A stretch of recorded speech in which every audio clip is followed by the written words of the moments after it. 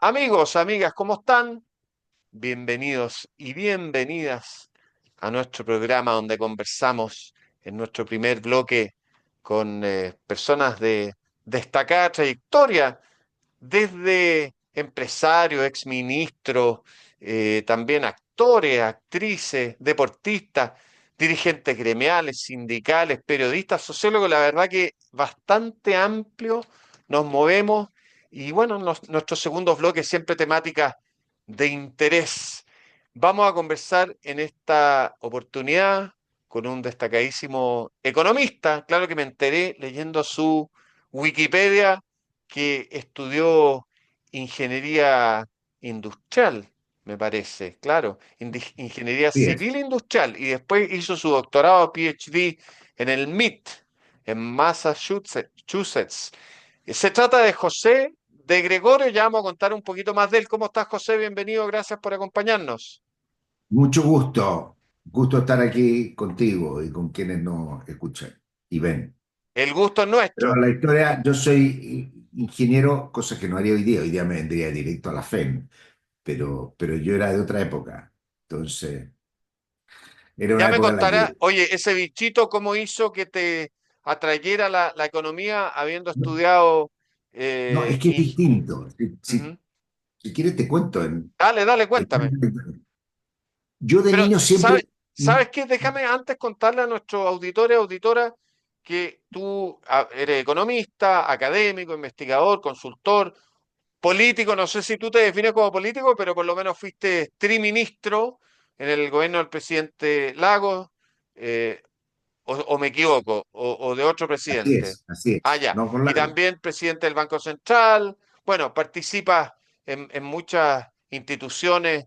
eh, Tengo entendido que actualmente eres también socio fundador y director de Espacio Público, pero tú nos vas contando mejor en el camino, porque si no se me va a caer el programa si voy yo resumiendo de todo lo que has hecho o haces en este momento. Así que cuéntame tú, por favor, cómo fue ese cambio. No, no, no hubo un cambio. Lo que pasa es que yo desde octavo básico, es bien loco, desde octavo básico yo quise ser economista y doctorarme en MIT. Era así de mi obsesión. No era una obsesión. Pero la historia, entonces lo que me ocurrió a mí fue que, y todo esto ocurre porque mi padre era político y yo vivía en un mundo muy cercano a la política, vecino de él, bueno, conocía. Entonces como que siempre yo pensé que algo iba a hacer con política, pero yo tenía una obsesión y lo que más me gustaba, y creo que lo que tengo más talento que para el departamento, es la matemática. O sea, a mí me fascinaba la matemática. Entonces ahí yo descubrí, yo dije, mira, esto de la economía que no entendía, imagínate un niño en octavo básico, decía, esto que mezcla como matemáticas con alguna cosa pública. Y resulta que yo tenía un vecino, siempre se lo contaba, tenía un vecino que caminaba de repente y nosotros estábamos afuera jugando a la pelota, cosa que era normal en esa época jugar a la pelota en la calle. Estábamos jugando a la pelota y de repente dicen, "Ay, ese que va allá es genial. Se llama Ernesto Tironi. Uno lo decía porque está haciendo un doctorado en MIT y tiene clases con premios Nobel. Paul Samuelson. Y yo vi que tenía el libro Paul Samuelson en mi casa, entonces lo encontré una cosa como fascinante y dije, entonces también voy a hacer un doctorado en economía en MIT. Cuando estaba en cuarto medio, y yo iba a ser comercial de todas maneras, llega un amigo a mi casa y me dice, un amigo que era ingeniero industrial. Era la época, estábamos hablando de la época de la dictadura, yo di la prueba en el año 76, entré en el año 77. Era una época muy dura. Y un amigo me dijo, mira, la universidad está intervenida. Me dijo, no vas a tener, va a tener economía, más que economía, va a tener ideología barata. ¿A ti te gustan las matemáticas, me dijo? Si te gustan las matemáticas, estudia ingeniería en Bochef, en lo más bravo que hay, y después hay un magíster en economía. Por lo tanto, yo entré a estudiar ingeniería para después hacer un magíster en economía y hacer un doctorado en economía. Era un camino un poquito con ripio, innecesario. Yo estudié harta química y me peleaba con los profesores de química, o sea, no me interesaba la química, pero yo siempre en algún momento estuve a punto de hacer ingeniería de operaciones, porque también me gustaba harto eso, pero la verdad que siempre fui como, yo y estudiaba y dije, algún día voy a aprender economía. Me costó bastante aprender, hubiera sido mucho más eficiente en una escuela de economía, pero que en esa época la verdad que tampoco era muy útil. Hoy día es muy distinto. Así que creo que seguí un camino relativamente largo, me costó entender, pero después aprendí, escribí un libro y me encanta y hablo y me gusta tratar de explicar porque encuentro fascinante la economía. ¿Tú sientes que tu camino, a diferencia, por ejemplo, de los caminos clásicos de los economistas que pasan por facultades como la FEN o donde yo estudié en la Católica u otra, y después hacen algún PhD, algún doctorado, tu camino tiene, obviamente, siempre te da una perspectiva distinta? No, no, no, te da formación un poco distinta, pero no hay, yo diría que no hay problema. O sea, una vez que llega el doctorado y termina el doctorado, eso es lo que más marca y eso es lo que más hace. O sea, ahora, desde el punto de vista de estudiar el doctorado, sí, uno llega, hay muchos ingenieros industriales e ingenieros matemáticos que son grandes doctores. Hoy día se concentra mucho más en la Facultad de Economía porque hoy día se enseña de todo acá. O sea, si tú quieres aprender matemáticas, sabes matemáticas, tienes toda la formación. En mi época, la Facultad de Economía eran bastante más ideologizadas, ¿no es cierto? Y era como la época de Chicago Boy, era como una, y bastante más livianas desde el punto de vista analítico. Hoy día no, hoy día me parece que es lo que hay que hacer, estudiar en una Facultad de Economía. Ahora lo que ocurre también, que a veces hay ingenieros, y esto es lo que ha pasado, varios amigos míos, no era mi caso, como yo te dije, yo llegué obsesionado el día uno para el doctorado en MIT, que lo logré hacer después, donde también me apoyó mi señora, porque yo no tenía beca oficial de Chile. Chile me vetó, porque yo era como un revoltoso para ellos, y el gobierno me vetó de las becas oficiales que eran la OEA. Entonces, cuando yo traté de aplicar, pero sí yo recibí ofertas de las universidades. Por primera vez, un estudiante chileno recibió oferta de la universidad, cosa que hoy día es bastante más común, tiene mucha plata. En esa época no era tanto, me ofrecieron de todas las universidades que me aceptaron. Y al final yo estaba entre Princeton y MIT. Y en Princeton me llamaba el director del departamento y me decía, vente para acá, tú eres casado y tienes una hija. Nosotros te vamos a dar plata no solo para vivir tú, sino que te vamos a dar, aparte de pagarte el tuition, vas tú y tu señora, tú y tu hija. Y después en MIT me dijeron, nosotros te vamos a dar plata para el bolsillo para ti y para la universidad, pero no me daban plata extra, además para vivir en Boston con mi señora. Iba a ser mucho más dura la vida en Boston que en Princeton. Y llego donde mi señora y le pregunto, y le digo, mira, tengo estas dos opciones, ayúdame a decidirme. Mire, me dice, tiene esta obsesión desde niño, me dijo, no la vamos a discutir ahora, nos vamos a Boston. Me ayudó también ella, trajo un tiempo, así que lo logramos, lo hicimos felices. Ahora, por eso te digo, al final pasa que hay muchos ingenieros que se entusiasman con la economía. Hay muchos ingenieros que cuando estudian ingeniería, cuando están en tercer, cuarto año, toman unos cursos de economía y se entusiasman, ingenieros matemáticos, ingenieros industriales. Y así es como se van, pero esa es gente como que descubre su vocación. Yo la traía como, pero era Desde otra los ocho época, ¿sí? años. Claro, desde 12 años más o menos era la obsesión y funcionó, pues me resultó. Oye, Y ¿y qué muy tal? feliz, muy Y contento. La mejor experiencia de mi vida haber estudiado en MIT. sí, bueno, te iba a preguntar por el MIT, esa vida en Boston y el tremendo prestigio que tiene el MIT en el mundo. ¿Eso se mantiene al día de hoy en O términos sea, de los economistas mira, o más mira, ingeniería? o sea, MIT es la número uno en cosas tecnológicas, pero en economía es la número uno. Cuando yo estudié, la cantidad de talento y gente que había, no solo premios Nobel, yo enterita tuve premio Nobel a solo, pero la gente, la calidad era que además venían de todas las universidades, de Boston, de Harvard, a tener clases con Rudy Dombuch, que fue mi advisor, por ahí de repente se ve la foto de él, y murió hace como 20 años, pero era la persona Creo que que venía. estudié, José, con algunos de sus libros, macroeconomía. No, además que eran los grandes macroeconomistas que influyeron mucho, no solo en la academia, sino también sus discípulos estando en Banco Central, la cantidad de expresidentes de Banco Central, partiendo por, entre otros, Mario Draghi, ¿no es cierto?, que era compañero de ellos. Mucha gente que... Entonces era un ambiente muy efervescente de macro y de conocimiento.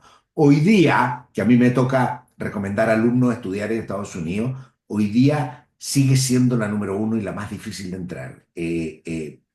Harvard, Princeton siempre le compiten, Stanford, siempre ahí está la pelea, yo diría, pero sigue siendo muy fuerte, entre otras cosas por también la dedicación que hay respecto a los estudiantes. O sea, hay como vocación de serietez y de tener a los alumnos, de acompañarlos. A mí Rudolf mucho me acompañó toda la vida y los otros profesores que tuve, no sé, Krugman, varios que estaban en mi tesis, que continúas con cercanía con ellos por el resto de la vida. Oye, y la Andrea Repeto también es del MIT, creo, ¿no? Andrea Repeto es posterior, yo no me cursé Claro, con no, no, ella. me refiero en términos de a dónde hizo No, su no, no, ella doctorado. hizo su doctorado, no. Y de hecho somos bastante amigos y parte de la cercanía que uno tiene porque tuvimos los mismos profesores, nos conocen, nos tomamos las mismas conferencias, sí. Y no, hay un grupo bastante bueno de gente que estaba allá.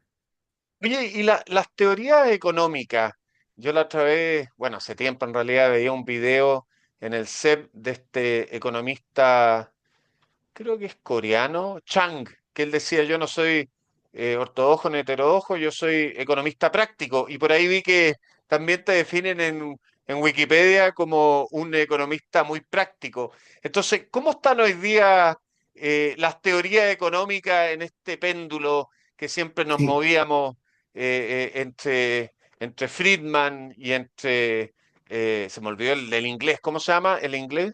¿Recuerdas? Keynes, Entre Keynes. Keynes y von Mises, Hayek, Friedman, y sobre todo ahora con Trump haciendo estos temas de los aranceles que parece que Friedman en su tumba se revolcaría, igual que Hayek y los demás. Mira, ese Chang no lo conozco, creo que es uno en Inglaterra, creo, pero es como medio old fashion, es como al pasado, no circula en el mundo académico. Así que, Ya, pero cuando tú vas al mundo académico, por ejemplo, yo te diría, yo creo que las disputas son menores, lo que ocurre es que hay un grado de partisanismo que al final nuestros valores, principios, muchas veces nos dominan. Cuando tú me preguntaste al principio si yo me definía como político, viniendo de una familia, habiendo participado en política, para mí siempre ha primado, he tratado de que prime la cosa económica y lo que sé. O sea, yo trato de decir y de apoyar cosas porque las he pensado y porque me he convencido. Ahora, muchas veces uno a priori tiende a tomar cosas que le acomodan más desde el punto de vista valórico y es legítimo, pero tenemos que saber hacer esa distinción. El economista está para pensar, para entender y para ayudar en la toma de decisiones donde al final hay temas valóricos. Entonces, yo te diría, la economía hubo una gran pelea entre keynesianos y monetaristas. Me atrevería a decir que era una pelea que sobredimensionamos, porque era una pelea, ¿qué política era más efectiva, la monetaria o la fiscal? Y los problemas de la Gran Depresión. La verdad que hoy día cualquier economista te dice las dos son importantes y una u otra de distintas formas. Después vino una gran discusión yo diría, conceptual, con Bob Lucas y otra gente, Tom Sargent, que vinieron con la idea era que la economía, y que es muy poderosa, tiene que tener los mismos fundamentos. O sea, la macroeconomía no puede ser una disciplina como la aprendimos con Keynes y Friedman, como separada de la micro, sino que tiene que tener fundamentos micro. Cuando nosotros hablemos de consumo, hablemos de los mismos consumidores que están eligiendo entre manzana y pera en micro. Entonces, y de ahí viene una gran revolución y es lo que hace hoy día la economía. ¿No es cierto? Todavía anda buscando sus cosas. Yo diría, y si tú vas, por ejemplo, y yo diría que como que hubo una aceptación general de la economía neoclásica y la gran discusión, me atrevería a decir, es sobre distorsiones. Entonces, hay quienes ven el mundo con más distorsiones, por lo tanto, más intervención estatal y menos distorsiones y menos intervención estatal. Entonces, ese es el tipo de debate, o más o menos resultados que nos gustan. Entonces, por ejemplo, alguien me preguntaba el otro día, y en clase estuve hablando de mi alumno, nosotros tenemos a Piketty, ¿no es cierto?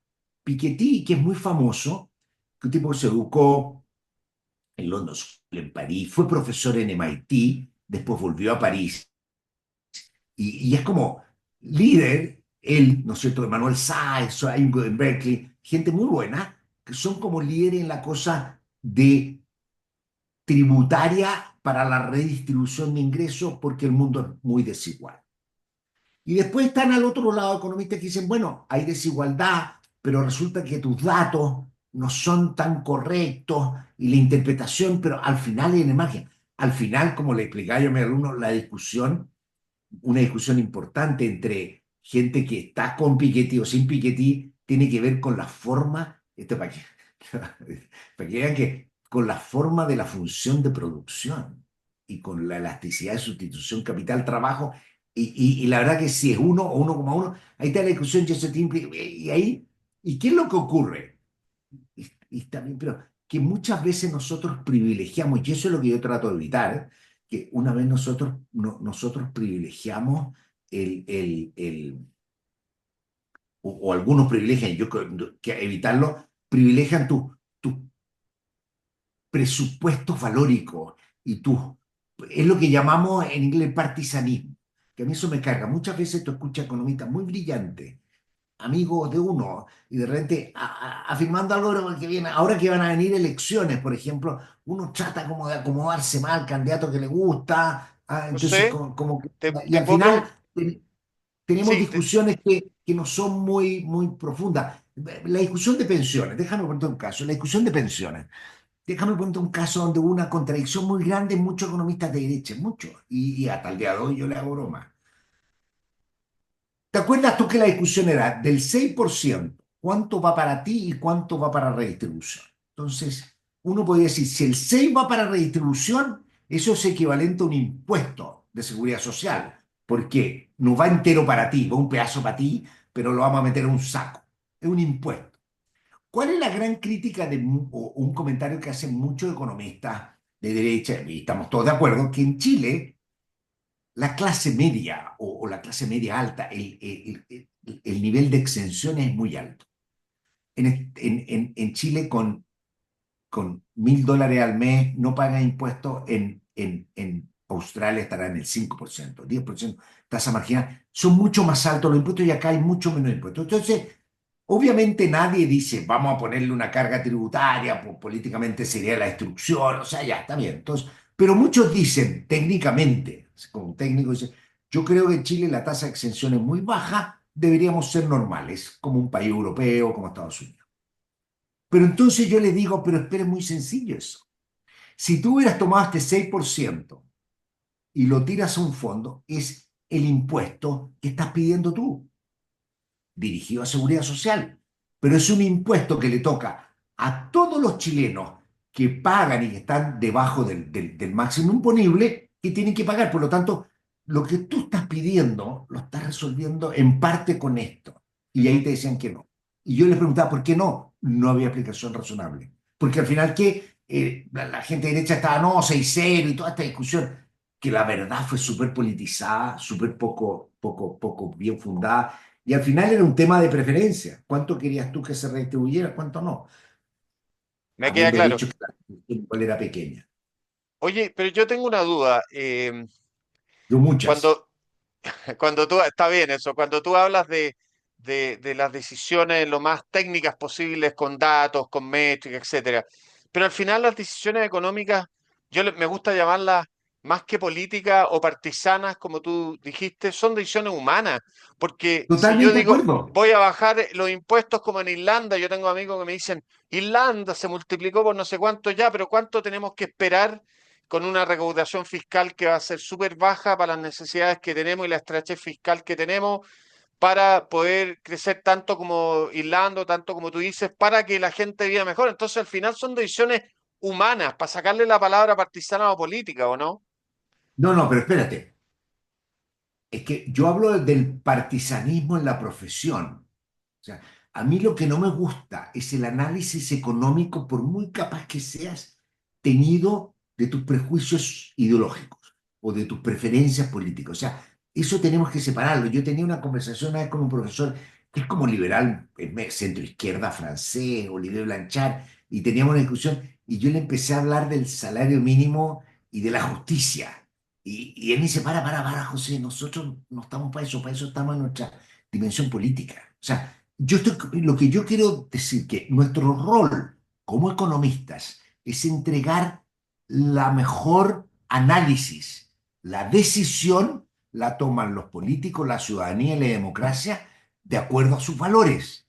Es lo que tú dices. Si yo digo, mira, vamos a bajar impuestos a cero, pero en 30 años más vamos a ser como Irlanda, pero en la transición vamos a tener el descalabro con mucha gente, tú dices, mejor no lo hagamos. Es lo Claro. mismo que yo le diría al presidente Trump. Yo le diría, usted quiere conseguir muchas cosas de protección. Probablemente si esta protección se mantiene por 20 años, van a volver empresas a Estados Unidos, pero por ahora está causando un costo enorme y que Y puede puede ser muy causar la Tercera prolongado. Guerra Mundial. Oye, uno nunca sabe po, dónde uno termina. Entonces, ¿M?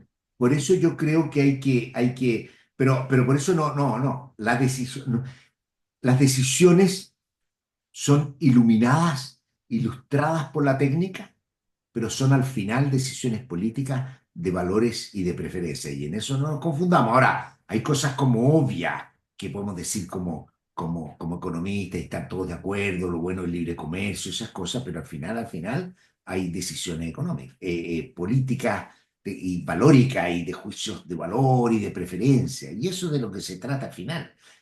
Yo pasé bien entretenida estas otras cosas como que le da vuelta, muy entretenida una discusión entre Matei y Toá, estoy poniendo si llegaran, porque son dos personas como de centro izquierda, centro derecha, que al final comparten lo bueno que fue la concertación, algunas cosas más, menos, pero no hay diferencias que uno diga abismantes como las que habían entre Kast y Boric, ¿no es cierto? Claro, Entonces, yo digo, el José, yo debate en digo, televisión va a ser inventar diferencias, es complejo. oye, yo digo, en general hay un marco de que creemos en la democracia liberal y en el capitalismo o libre mercado, economía social de Totalmente. mercado, dejando afuera el anarcocapitalismo y las cosas muy extremas, y por lo tanto no estamos tan lejos. ¿Por qué se polariza todo tanto? Pero volviendo a lo que dijiste antes, yo sí creo que el que esté libre de ideología, que lance la primera piedra, porque al final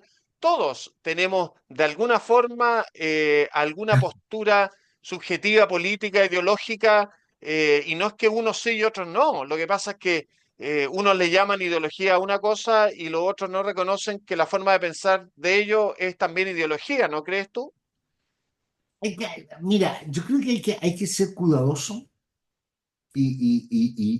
todos, nadie está libre de valores, nadie está libre de preferencias. Eso está fuera de discusión. O sea, nadie.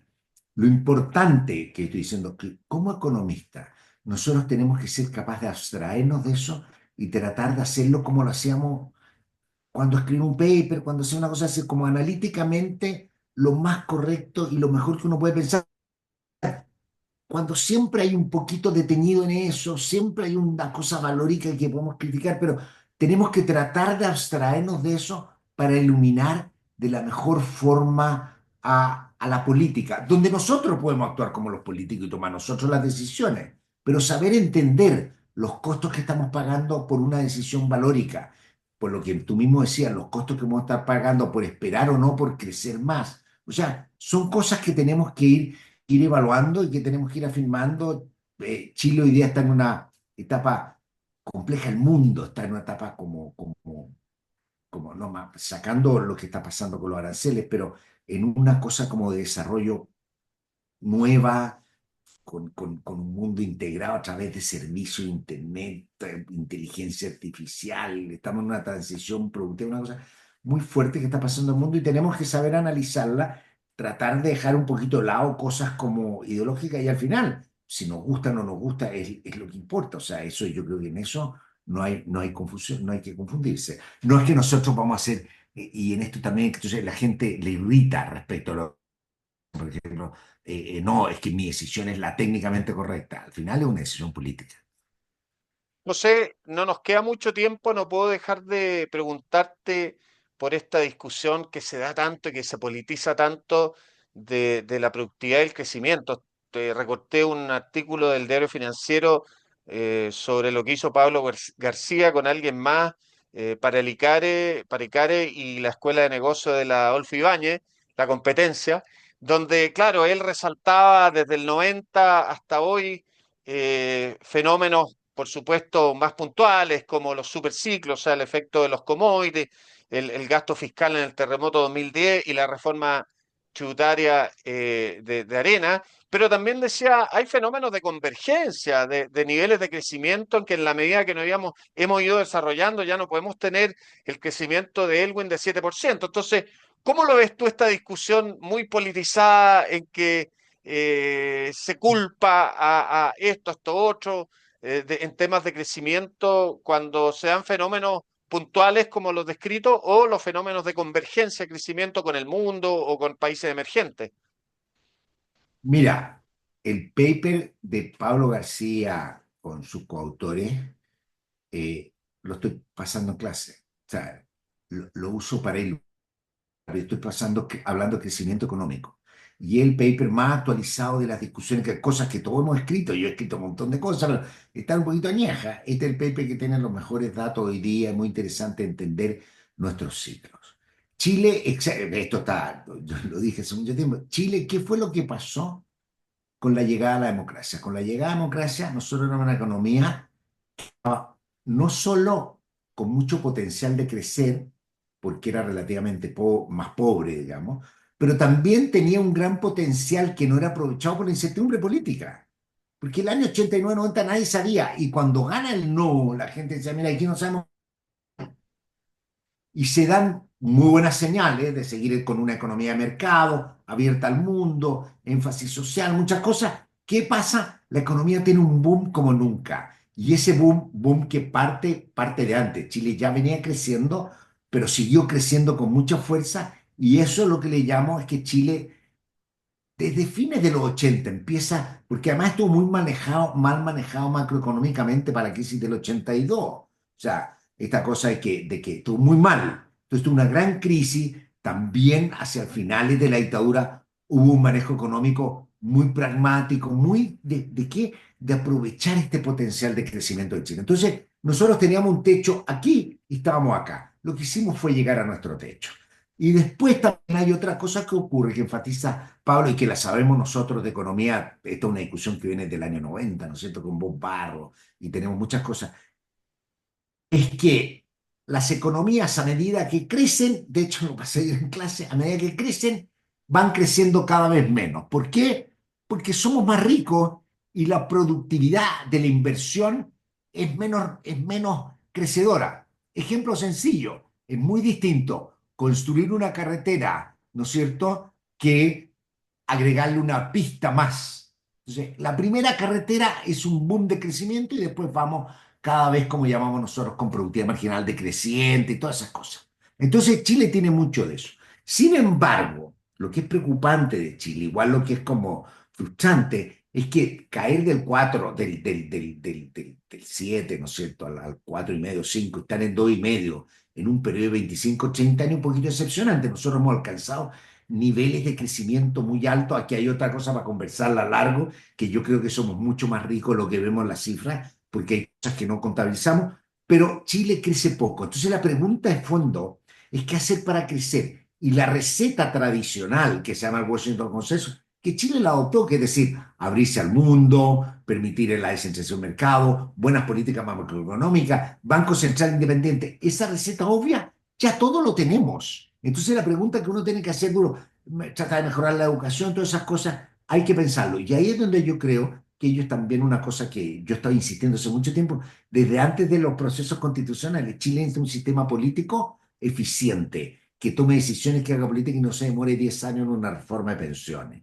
El Oye, sistema político es muy importante porque al final, ¿qué tenemos haciendo? Los diputados discutiendo y los parlamentarios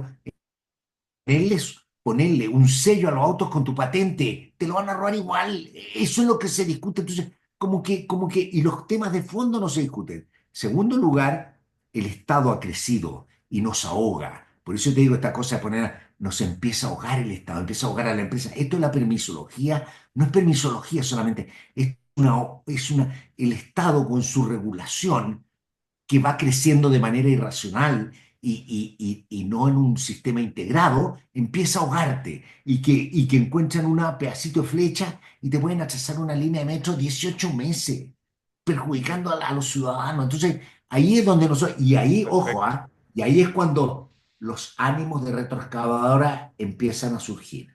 Y ahí hay que tener mucho cuidado, porque Chile no está a ese nivel, pero sin duda que hay lugares donde hay que entrar con bastante severidad. El aumento del empleo público inamovible, las riquezas que produce, o sea, son cosas que tenemos que repensar en serio y donde de nuevo, volviendo a lo inicial, como economista te podemos dar pistas de qué impacto tienen distintas cosas. José, un millón de gracias. Lamentablemente se me acabó el tiempo, pero te voy a invitar a mi otro programa presencial, eso sí, en Radio La Clave. Así que fue un placer haber conversado contigo. Muchas gracias y cuídate mucho. Siempre dispuesto, muy entretenido y hablar de cosas que salgan un poquito de la coyuntura, encantado. Excelente. Nosotros vamos a una pausa y volvemos enseguida. No se vayan.